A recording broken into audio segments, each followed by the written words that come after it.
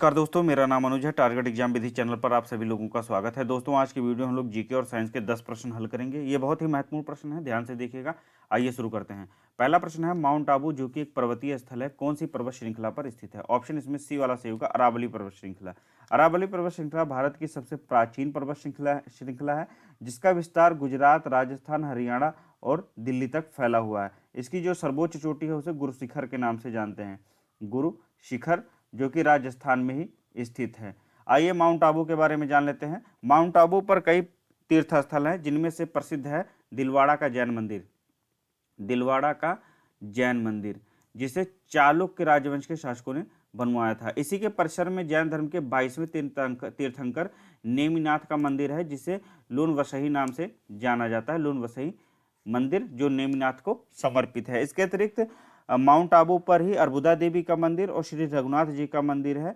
श्री रघुनाथ जी का मंदिर भगवान राम को समर्पित है। आइए अन्य ऑप्शंस को देख लेते हैं। विंध्य पर्वत श्रृंखला की जो सबसे ऊंची चोटी है, सद्भावना शिखर है। सद्भावना शिखर, इसे अंग्रेजी में हम लोग गुडविल पीक भी कहते हैं। Goodwill peak. यह दोस्तों एमपी के मध्य प्रदेश के दामोह जिले में पड़ती है। मध्य प्रदेश के दामोह। और सतपुड़ा पर्वत श्रृंखला की जो सबसे ऊंची चोटी है, धूपगढ़ी है। धूपगढ़ी, या कहीं कहीं आपको धूपगढ़ लिखा हुआ मिलेगा। यह भी मध्य प्रदेश के पंचमढ़ी क्षेत्र में पड़ता है, जो कि नर्मदापुरम जिले में स्थित है। नीलगिरी पर्वत श्रेणी की जो सबसे ऊंची चोटी है, इसे डेड्डा बोट्टा कहते हैं। डेड्डा बोट्टा, यह तमिलनाडु में पड़ता है। तमिलनाडु में। आइए आगे देखते हैं। दूसरा प्रश्न है, भारतीय संविधान की 5वीं अनुसूची में किसका प्रावधान किया गया है? भारतीय संविधान की 5वीं अनुसूची में अनुसूचित क्षेत्रों एवं जनजातियों के प्रशासन और नियंत्रण का प्रावधान है। आइए इन अनुसूचियों को एक एक करके हम देख लेते हैं। जो भारतीय संविधान की अनुसूचियां हैं, आप लोगों को पता होगा कि जब भारतीय संविधान बनकर के तैयार हुआ था, तो उस समय भारतीय संविधान में कुल 8 अनुसूचियां थी। लेकिन कई संशोधनों के बाद में जो है यह 12 अनुसूचियां हो गई हैं। और 8वीं अनुसूची में भाषाओं का उल्लेख है। जब भारतीय संविधान बना तो 14 भाषाएं थी और इस समय 22 भाषाएं हैं। आइए मैं एक एक करके सबको बताता हूं। प्रथम अनुसूची में राज्यों एवं केंद्र शासित प्रदेशों की सूची है। द्वितीय अनुसूची में विभिन्न पदाधिकारियों के वेतन भत्ते एवं विशेषाधिकार संबंधी प्रावधान है। तृतीय अनुसूची में शपथ ग्रहण एवं प्रतिज्ञान है। चौथी अनुसूची में भारत के प्रत्येक राज्य के लिए राज्यसभा में सीटों का आवंटन है। और 5वीं अनुसूची, जो कि प्रश्न भी था, अनुसूचित क्षेत्रों एवं जनजातियों का प्रशासन एवं नियंत्रण है। छठी अनुसूची में असम, मेघालय, त्रिपुरा, मिजोरम और लद्दाख में जनजातीय क्षेत्र के प्रशासन के लिए प्रावधान किया गया है।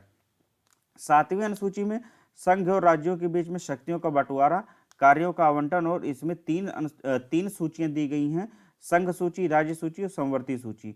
संघ सूची में 97 विषय हैं, राज्य सूची में 66 विषय हैं, संवर्ती सूची में 47 विषय हैं। संघ सूची पर कानून बनाने का अधिकार केवल केंद्र सरकार को होता है और राज्य सूची के विषय में राज्य सरकार कानून बना सकती है। जबकि जो संवर्ती सूची है, उस पर दोनों सरकारें कानून बना सकती हैं, लेकिन समवर्ती सूची के संबंध में अवशिष्ट शक्तियां संघ सरकार के पास होती हैं। कहने का मतलब यह है कि यदि समवर्ती सूची पर कोई कानून बनता है तो केंद्र सरकार का ही कानून मान्य होगा। आइए आगे देखते हैं। दोस्तों, जो 8वीं अनुसूची है, 8वीं अनुसूची में मैंने बताया भाषाओं का उल्लेख है। ये 22 भाषाएं आपके सामने दी गई हैं। मैंने आपको बताया था कि जब यह तैयार हुई थी, बनकर के संविधान जब बनकर तैयार हुआ था, तो 8वीं अनुसूची में कुल 14 भाषाएं थी, लेकिन संशोधनों के बाद ये 22 भाषाएं हुई। आइए देख लेते हैं कौन कौन से संशोधन थे। सिंधी भाषा को 1967 में 21वें संविधान संशोधन के द्वारा जोड़ा गया था, तो 15 भाषाएं हुई थी। कहने का मतलब 21वां संविधान संशोधन 1967 में आया, तब सिंधी भाषा जुड़ी। और 71वां संविधान संशोधन 1992 में आया था, तो कोंकणी, मणिपुरी और नेपाली जुड़ी थी, तो 18 भाषाएं हुई थी। और इसके बाद में आता है 92वां संविधान संशोधन 2003 में। उसमें संथाली, मैथिली, बोडो और डोगरी भाषा जोड़ी गई। इस तरह से 22 भाषाएं भारतीय संविधान की 8वीं अनुसूची में शामिल की गई। एक चीज और मैं बता देता हूं कि भारत द्वारा मान्यता प्राप्त 11 शास्त्रीय भाषाएं भी हैं, जो अलग से पूछ सकता है आपके एग्जाम में। यहाँ पर मैंने 6 का उल्लेख किया है, जबकि मैं कुल 11 की बात करूंगा अभी। यहाँ पर 2004 से 2014 तक तमिल को 2004 में, संस्कृत को 2005 में, कन्नड़ और तेलुगु को 2008 में शास्त्रीय भाषा का दर्जा मिला, जबकि मलयालम को 2013 और ओडिया को 2014 में शास्त्रीय भाषा का दर्जा मिला था। इसके अतिरिक्त 3 अक्टूबर 2024 को असमिया, मराठी, बांग्ला, पाली और प्राकृत, इन 5 भाषाओं को 2024 में भी शास्त्रीय भाषा का दर्जा मिला है। इस प्रकार से 11 शास्त्रीय भाषाएं इस समय भारत सरकार द्वारा मान्यता प्राप्त हैं। आइए फिर से हम अनुसूचियों पर लौटते हैं। जैसा कि मैंने बताया कि जब भारतीय संविधान बनकर के तैयार हुआ था तो 8 अनुसूचियां थी। 9वीं अनुसूची जोड़ी गई थी प्रथम संविधान संशोधन 1951 द्वारा, जिसमें भूमि स्वामित्व, भूमि कर, रेलवे उद्योगों से संबंधित अधिनियम, आदेश और संपत्ति का अधिकार भी इसी में शामिल किया गया है, जो कि अब मौलिक अधिकार नहीं, कानूनी अधिकार बन चुका है। और एक बात और मैं बता देता हूं, 9वीं अनुसूची में जो विषय शामिल किए गए हैं उनको न्यायालय में चुनौती नहीं दी जा सकती है। ऐसा प्रश्न आ सकता है, तो आप लोग ध्यान रखिएगा। तो 9वीं अनुसूची मैंने बताया प्रथम संविधान संशोधन 1951 द्वारा जोड़ी गई, और 10वीं अनुसूची 52वें संविधान संशोधन 1985 में जोड़ी गई थी, जिसमें दल बदल के आधार पर अयोग्यता का प्रावधान किया गया है। और 11वीं अनुसूची दोस्तों 73वें संविधान संशोधन 1992 में जोड़ी गई, जिसमें पंचायती राज व्यवस्था का प्रावधान है, जबकि 12वीं अनुसूची 74वें संविधान संशोधन अधिनियम द्वारा 1992 में ही जोड़ी गई। इसमें नगर निगम का प्रावधान है, अर्थात शहरी क्षेत्र के स्थानीय स्वशासन का प्रावधान किया गया है। आइए अब हम लोग अपने प्रश्न पर लौटते हैं पुनः। तीसरा प्रश्न है, निम्नलिखित में से कर्क रेखा भारत के किन राज्यों से होकर के, किस राज्य से होकर के गुजरती है? तो ऑप्शन इसमें डी वाला सही होगा, झारखंड। कर्क रेखा भारत के झारखंड से होकर के गुजरती है, बाकी 3 राज्य गलत हैं। अब आइए देख लेते हैं भारत के किन किन राज्यों से कर्क रेखा होकर गुजरती है। तो भारत के 8 राज्यों से होकर के गुजरती है, जिनमें से आपका गुजरात है, राजस्थान है, एमपी है, छत्तीसगढ़, वेस्ट बंगाल है, त्रिपुरा है और मिजोरम है। इस तरह से 7 राज्य हुए और एक ये झारखंड। 8 राज्यों से होकर के कर्क रेखा गुजरती है और विश्व के 17 देशों से होकर कर्क रेखा गुजरती है। यदि बात करें तो यह विंध्य पर्वत श्रृंखला से होकर गुजरती है, विंध्य पर्वत श्रृंखला से होकर गुजरती है। और विंध्य पर्वत श्रृंखला का जो सर्वोच्च शिखर है, मैंने आपको अभी बताया था, सद्भावना शिखर है, सद्भावना शिखर है। और एक प्रश्न ये बन सकता है, दूसरा प्रश्न ये बन सकता है कि कर्क रेखा को 2 बार काटने वाली नदी कौन सी है? तो 2 बार कर्क रेखा को काटने वाली नदी माही नदी है, माही नदी। कर्क रेखा को 2 बार माही नदी काटती है। और कर्क रेखा के सबसे निकटतम शहर है रांची, रांची। और जबकि कर्क रेखा के सबसे दूरस्थ अर्थात दूर जो सबसे शहर है यह जयपुर होगा। एग्जाम में पूछ सकता है, याद रखिएगा। आइए अब अगला प्रश्न देखते हैं। चौथा प्रश्न है, अंग महाजनपद की राजधानी क्या थी? अंग महाजनपद की राजधानी दोस्तों चंपा थी। आइए ऑप्शन देख लेते हैं। ऑप्शन इसमें ए वाला सही होगा, ऑप्शन ए चंपा। गिरिब्रज या राजगृह जिसे कभी कभी कहा जाता है, राजगृह लिख करके भी आता है, यह मगध साम्राज्य की या मगध महाजनपद की राजधानी हुआ करती थी। वाराणसी काशी महाजनपद की राजधानी थी और कौशाम्बी वत्स महाजनपद की राजधानी हुआ करती थी। दोस्तों कई महाजनपद, जैसे 16 महाजनपद दिए गए हैं हमारे जो है बौद्ध ग्रंथ में। बौद्ध ग्रंथ में इसका उल्लेख मिलता है, बौद्ध ग्रंथ अंगुत्तर निकाय में, अंगुत्तर निकाय में 16 महाजनपदों का उल्लेख मिलता है। यदि आपसे पूछ ले कि किस जैन ग्रंथ में 16 महाजनपदों का उल्लेख किया गया है, तो भगवती सूत्र में महाजनपदों का उल्लेख भी मिलता है। आप लोग याद रखिएगा 16 महाजनपद हुआ करते थे। एक एक करके मैं बता देता, लेकिन बहुत समय लगेगा, अगले वीडियो में हम लोग चर्चा करेंगे। आइए पांचवा प्रश्न देखते हैं। मादक द्रव्यों के सेवन एवं उनके अवैध व्यापार के अंतर्राष्ट्रीय दिवस, व्यापार के विरुद्ध अंतर्राष्ट्रीय दिवस किस दिन मनाया जाता है? तो ऑप्शन इसमें बी वाला सही होगा, 26 जून को। यह प्रश्न इस तरह से भी पूछ सकता है कि अंतर्राष्ट्रीय नशा व मादक पदार्थ निषेध दिवस किस दिन मनाया जाता है, या फिर अंतर्राष्ट्रीय नशीली दवा दिवस किस दिन मनाया जाता है? तो 26 जून को होगा। 21 फरवरी को दोस्तों मनाया जाता है अंतर्राष्ट्रीय मातृभाषा दिवस, अंतर्राष्ट्रीय मातृभाषा दिवस, अंतर्राष्ट्रीय मातृभाषा दिवस 21 फरवरी को मनाया जाता है। और 16 अक्टूबर को दोस्तों होता है विश्व एलर्जी जागरूकता दिवस, विश्व एलर्जी जागरूकता दिवस। इसके अतिरिक्त मैंने आपको बताया था कि विश्व खाद्य दिवस भी 16 अक्टूबर को ही मनाया जाता है। और 26 नवंबर को बनाते हैं विश्व पर्यावरण संरक्षण दिवस, पर्यावरण संरक्षण दिवस। आइए आगे देखते हैं। छठवां प्रश्न है, आरबीआई वाणिज्य बैंकों से जिस दर पर अल्पकालिक नकदी उधार लेता है, इस पर ध्यान दीजिएगा। जब आरबीआई अर्थात रिजर्व बैंक ऑफ इंडिया, जो भारतीय रिजर्व बैंक है, वह किसी कमर्शियल बैंक से कम अवधि के लिए उधार लेता है तो उसे क्या कहते हैं? तो जब वो उधार लेता है तो उसे रिवर्स रेपो रेट कहा जाता है। ऑप्शन इसमें बी वाला सही होगा। लेकिन यहीं पर यदि होता कि जब आरबीआई वाणिज्य बैंकों को जिस दर पर अल्पकालिक नकदी उधार देता है, नकदी उधार देता है, तब होता आपका रेपो रेट। तब ऑप्शन यहाँ पर ए होता। जब देता है आरबीआई तब यहाँ पर रेपो रेट होगा, और जब उधार लेगा तब रिवर्स रेपो रेट होगा। अब देख लेते हैं अन्य ऑप्शंस को।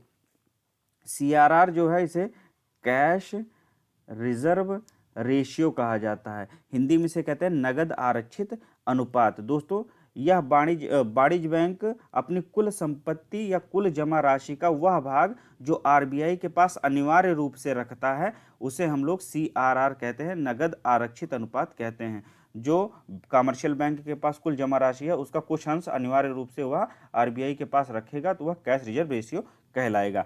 तो जो ऑप्शन डी है एसएलआर, इसे कहते हैं स्टैट्यूटरी लिक्विडिटी रेशियो। मैं लिख देता हूं यहाँ स्टैट्यूटरी लिक्विडिटी रेशियो। इसे हिंदी में कहा जाता है वैधानिक तरलता अनुपात। यह जमा राशि का वह प्रतिशत होता है जिसे वाणिज्यिक बैंकों को तरल संपत्तियों में रखना होता है। आइए अगला प्रश्न देखते हैं। सातवां प्रश्न है, बी डोंट पार्ट या बी डू नॉट पार्ट के पुस्तक के लेखक कौन है? तो यह पुस्तक 2024 में आई थी, 2024 में हान कांग जी की है। ये साउथ कोरियन ऑथर हैं, साउथ कोरियन ऑथर हैं, महिला हैं, और इन्हें 2024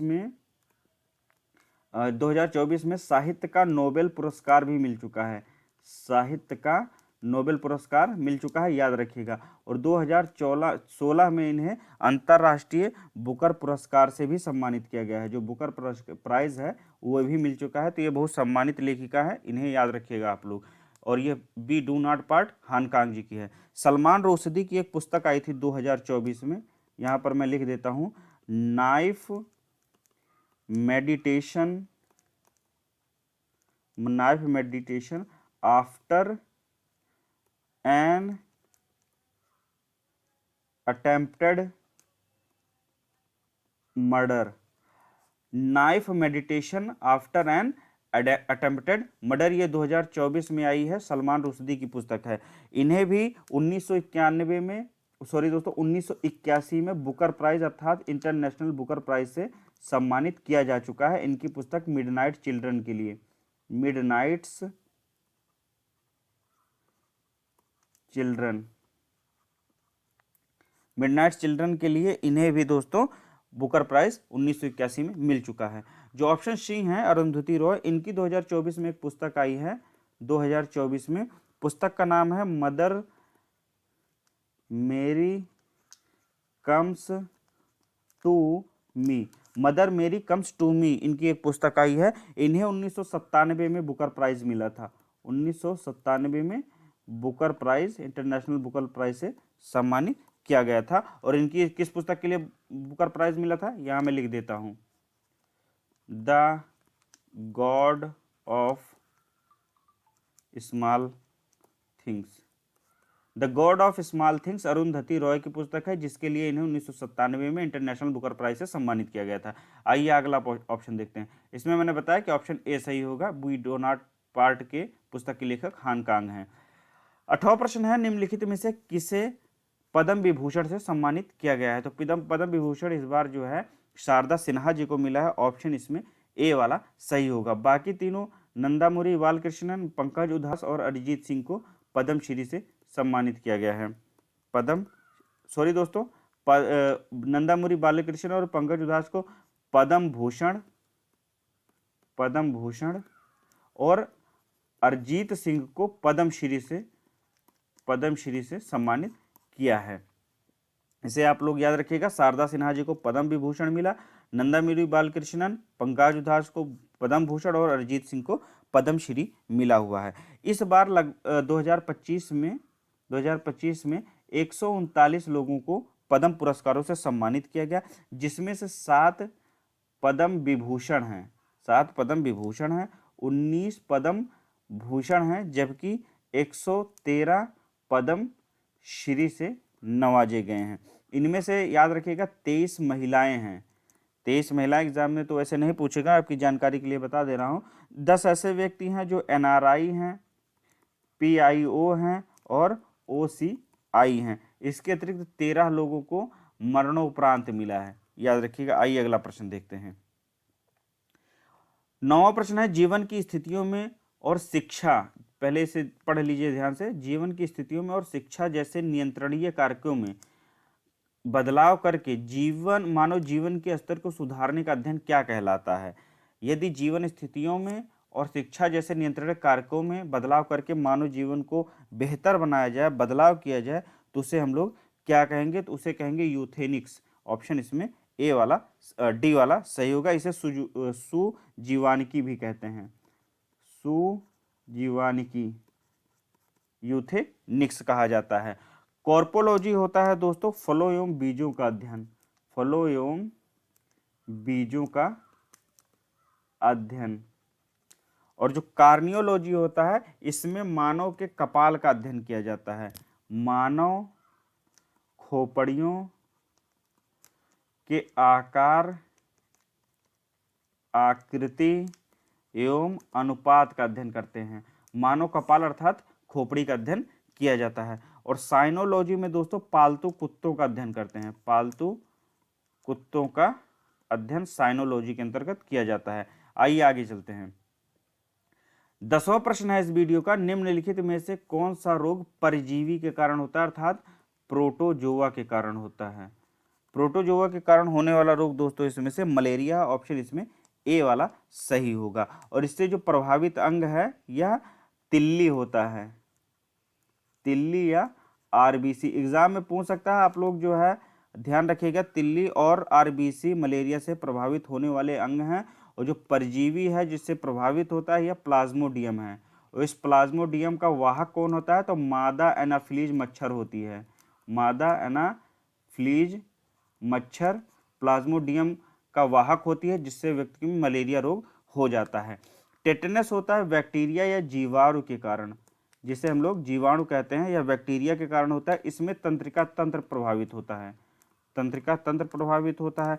और इसका जो जीवाणु है, जीवाणु का क्या नाम है? तो इसको क्लास्ट्रीडियम टेटानी कहते हैं, क्लास्ट्रीडियम टेटानी, इसे याद रखिएगा। और जो डेंगू ज्वर है दोस्तों, इसका शुद्ध उच्चारण डेंगी होता है, लेकिन हम लोग बोलचाल की भाषा में इसे डेंगू कहते हैं। इसे हड्डी तोड़ बुखार भी कहा जाता है, हड्डी तोड़ बुखार भी कहते हैं। यह एक वायरस है, आर्बो वायरस के कारण हमारे शरीर में डेंगू हो जाता है। इससे जो शरीर प्रभावित होता है, संपूर्ण शरीर में दर्द होता है, आंखों में दर्द होगा, जोड़ में दर्द होगा, ऐसी समस्याएं बन सकती हैं। तो दोस्तों ये 10 प्रश्न थे आज के वीडियो में। इसी तरह के वीडियो में लेकर के आता रहूंगा। मिलते हैं अगले वीडियो में, तब तक के लिए नमस्कार।